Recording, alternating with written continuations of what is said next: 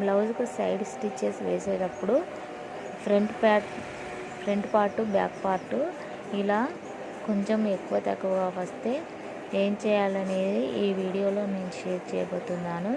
అంటే fourth dot కూడా వేసుకోవచ్చు కదా అని మీరు అనుకుంటారు. కొందరికి ఫోర్త్ డాట్ అనేది ఇష్టం ఉండదండి.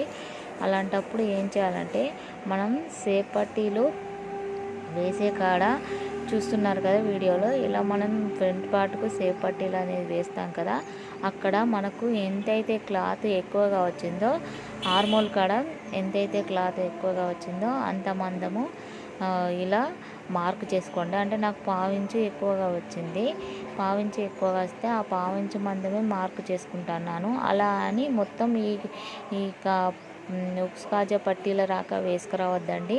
ఒక 4-5 ఇంచుల మందమే మార్క్ చేసుకొని ఆ మార్క్ మీద ఒక స్టిచ్ అనేది వేసుకోవాలి.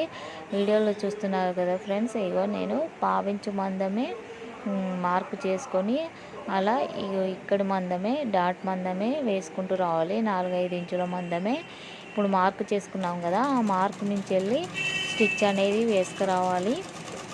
ఇలా వేసుకోవడం వల్ల ఫ్రంట్ పార్ట్ బ్యాక్ పార్ట్ సమానంగా వస్తాయండి. అలాగే చంకలో ప్లస్ గుర్తు అనేది వస్తుందండి. మీరు ఈ వీడియో నచ్చిందా ఫ్రెండ్స్? నచ్చితే ఒక లైక్ ఇవ్వండి. చూసారు కదా, నాకు ఇప్పుడు ఫ్రంట్ పార్ట్ బ్యాక్ పార్ట్ అనేది సమానంగా వచ్చింది. ఈ ఐడియా ఎలా ఉంది ఫ్రెండ్స్? నచ్చిందా? నచ్చితే మాత్రం ఒక లైక్ ఇవ్వండి. అలాగే ఛానల్ని సబ్స్క్రైబ్ చేయండి.